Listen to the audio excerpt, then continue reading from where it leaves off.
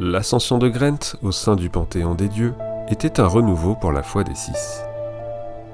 Les clergés répandaient la parole sainte des Six à travers leurs écrits et firent d'Or la région la plus religieuse de l'Atyrie, avec en son centre la cité des dieux, Ara. Alors que tous les problèmes de leur peuple semblaient réglés, les dieux allaient malgré tout commettre une ultime erreur. Une erreur qui allait rompre cet équilibre jusqu'à ses fondations. Bienvenue dans ce nouveau chapitre de l'histoire de l'Atyrie.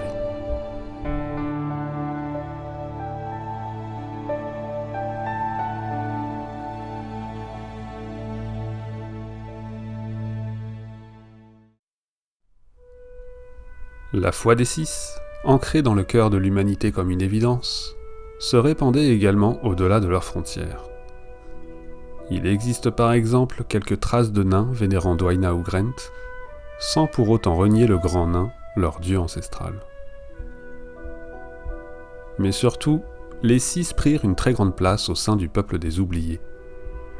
Les gardiens du dragon Bril virent ces nouveaux dieux venus d'ailleurs comme une bénédiction pour l'Atyrie, et une puissance divine incontestable sur laquelle ils pouvaient compter pour la préservation du monde. Ils adoptèrent la foi des Six, et édifièrent même un temple dédié aux 6 dieux proche du désert de cristal.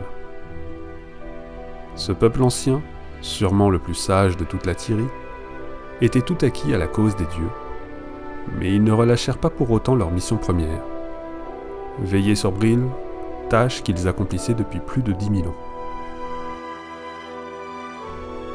À Or, l'expansion d'Ara continuait. À l'est de la cité des dieux, sur la plage des Sirènes, Abaddon fit construire plusieurs reliquaires dont le but était de rapatrier différentes reliques et artefacts rapportés de l'Atyrie tout entière et de les mettre à l'abri d'éventuels voleurs. Les humains sont les humains, on les comprend.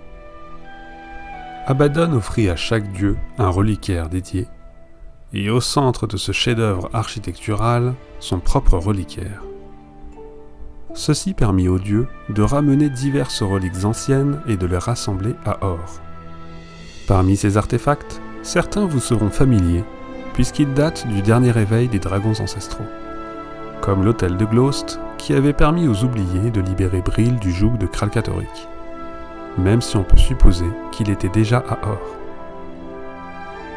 Il y a aussi le télescope mystique des Jotun, ou encore et surtout l'immense pierre des prophètes contenant une gigantesque quantité de la magie de l'Atyrie, la pierre de sang. Je ne vais pas faire une redite de la première vidéo sur les événements d'il y a 10 000 ans, mais on peut signaler que les prophètes n'avaient pas rendu la magie contenue dans cette pierre vers le monde de l'Atyrie. On suppose qu'ils avaient commencé, mais que la guerre qui suivit contre les Mursates, aboutissant à leur extermination, ne leur ont pas permis de libérer beaucoup de magie.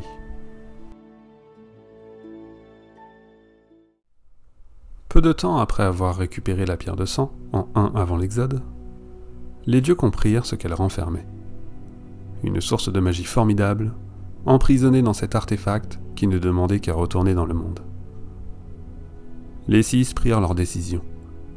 Ils allaient libérer cette magie et la rendre à l'Atyrie et aux mortels qui la peuplent. La décision fut unanime, et c'est Abaddon qui se chargea de rompre le sceau de la pierre et de faire le don de la magie aux mortels. Une petite précision avant d'aller plus loin. Avant cet événement majeur, la magie était déjà présente en Tyrie. Les dragons ancestraux étant endormis depuis déjà plusieurs milliers d'années, de la magie s'écoulait donc lentement de leur corps et retournait progressivement dans le monde. Les humains pratiquaient un petit peu la magie en Tyrie, mais celle-ci était à un faible niveau ambiant dans le monde. Lorsque la magie de la pierre de sang fut libérée, ce fut comme un ouragan d'énergie déferlant dans le monde tout entier. Or, Ascalon, Elona, même Kanta, toutes les races mortelles furent secouées par un tel afflux magique. Sans pour autant égaler les dieux, ils furent capables de déployer une telle puissance que les limites de leur compréhension furent abolies. S'il y a une chose qu'on ne peut reprocher à Abaddon, c'est qu'il n'était pas avare. Son don de magie fut entier, sans aucune limite. Il déversa sans compter la magie, sans se soucier des conséquences. Et bien entendu, des conséquences, il y aura. Bien qu'au début, les mortels apprenaient à maîtriser leurs nouvelles aptitudes, la situation dégénéra très rapidement, en même pas une année. Parce qu'avec de grands pouvoirs viennent de grandes rivalités, les mortels se firent la guerre de par le monde. Les races natives de Tyrie, à présent plus puissantes que jamais, devinrent des menaces sérieuses pour les humains, ces nouveaux venus qui avaient conquis la majeure partie de la Tyrie, et l'avenir de l'humanité devint soudainement incertain. Les dieux qui les avaient amenés jusque-là avaient sans le vouloir mis leurs fidèles face aux portes de l'extinction. Il fallait que cela cesse.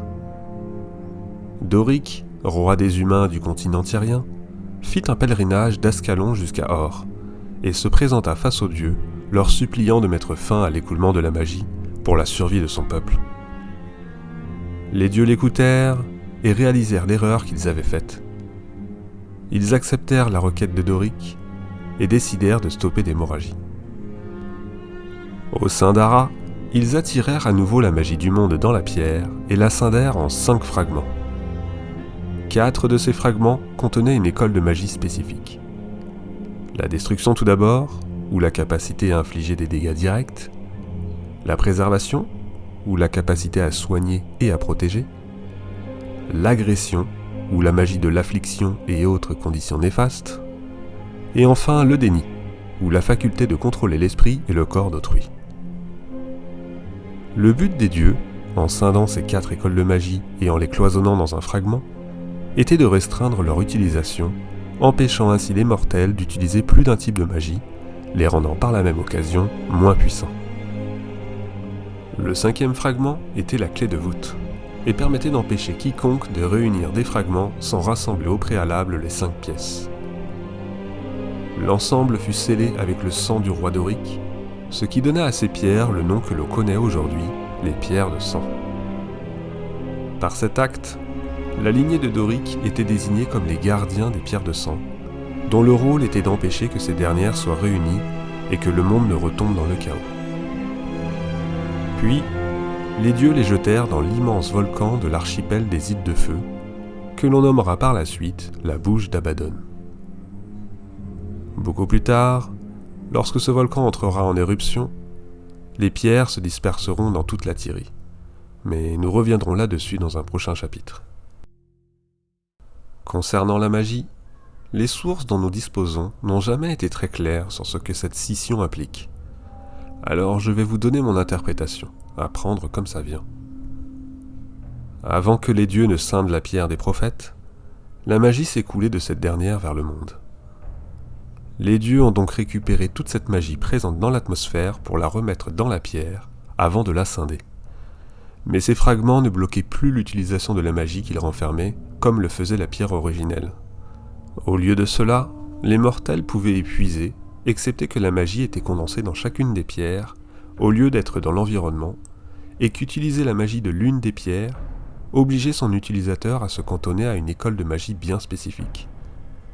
Ainsi, plus de sorts faisant un peu tout et n'importe quoi.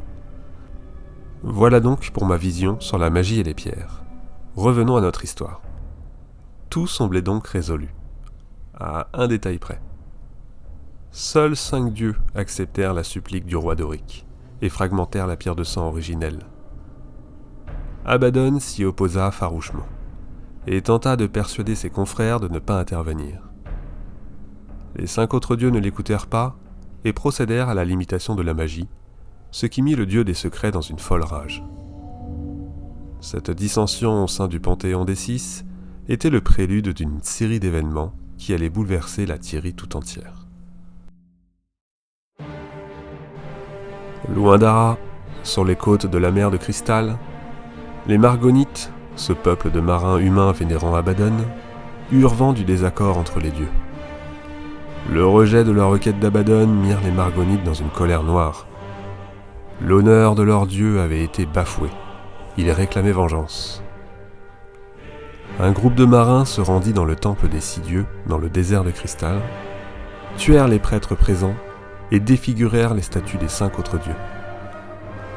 Ce saccage meurtrier attisa la fureur des 5 dieux, mais cela éveilla également la colère d'un autre peuple, les oubliés, qui entrèrent à leur tour dans la danse.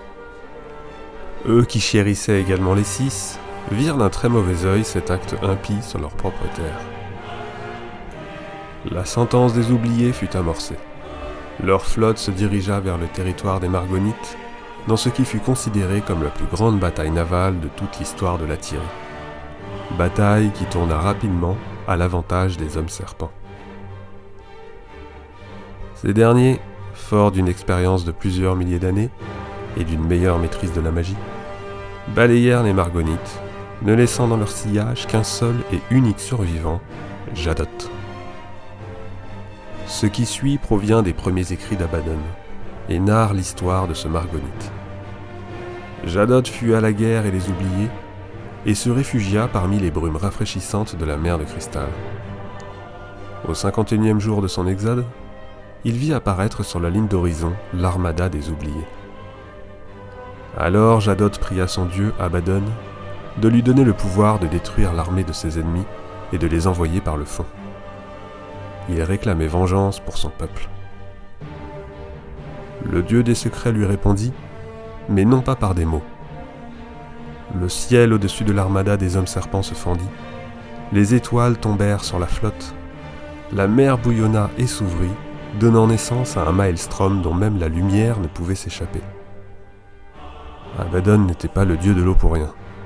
En un instant, son pouvoir avait englouti une armée entière d'oubliés, mettant un terme à cette bataille. Alors, il fit don à Jadot d'une magie obscure, le transformant en un démon éthéré. Et il le désigna comme le premier Margonite, le premier soldat de son armée. Le dieu des secrets n'était plus que rage et vengeance. Ce massacre était une déclaration de guerre contre les 5 contre Dieu, et il aspirait désormais à devenir le seul et unique dieu de toute la Tyrie. Les 5 répondirent à son défi, et une guerre divine commença en Tyrie. On pourrait croire que la confrontation était déséquilibrée, à 5 contre 1, mais ce serait sous-estimer Abaddon, dont la puissance semblait au-delà de toute compréhension, même parmi les dieux. Il constitua son armée de Margonites, la Horde des Ténèbres, et affronta les dieux dans un lieu appelé les Portes du Paradis. La bataille tourna même à un moment en sa faveur, mais la puissance des dieux réunis et travaillant de concert eut raison de lui. Abaddon tomba, bouleversant complètement le paysage autour de lui, faisant disparaître la mer de cristal et détruisant la région au sud du désert de cristal, région autrefois verdoyante, devenue un désert de soufre. Les 5 étaient victorieux. La guerre était finie. Pourtant, ils n'éliminèrent pas Abaddon. Au lieu de cela, ils décidèrent de l'emprisonner dans son propre royaume dans les brumes, le royaume du tourment, en compagnie des Margonites survivants, liés par des chaînes forgées par Balthazar lui-même. Un groupe d'oubliés accepta d'être les geôliers du dieu déchu et établir une cité, Mora, proche du lieu où Abaddon fut vaincu, et où réside un point d'entrée vers le royaume du tourment, lieu qui fut sobrement appelé la bouche du tourment. Les 6 devinrent ainsi les 5 vrais dieux. Et ces derniers prirent l'entière responsabilité du désastre qui avait eu lieu et de la tragédie qui était sur le point de se produire si Abaddon était arrivé à ses fins. Leurs actes étaient devenus trop impactants pour ce monde. Par leur puissance divine, chacun de leurs gestes pouvait avoir de très lourdes conséquences. Aussi, leur décision fut sans appel. Les mortels de ce monde devaient vivre et agir selon leur bon vouloir. Ce monde était à eux, et les dieux n'en faisaient plus partie. Ainsi débuta l'exode des dieux, qui vit ces derniers repartir vers les brumes, et initiant ainsi l'an 0 du calendrier mouvélien. Malgré tout, même après avoir quitté ce monde qu'ils avaient tant chéri, leur influence restait présente pour leurs fidèles.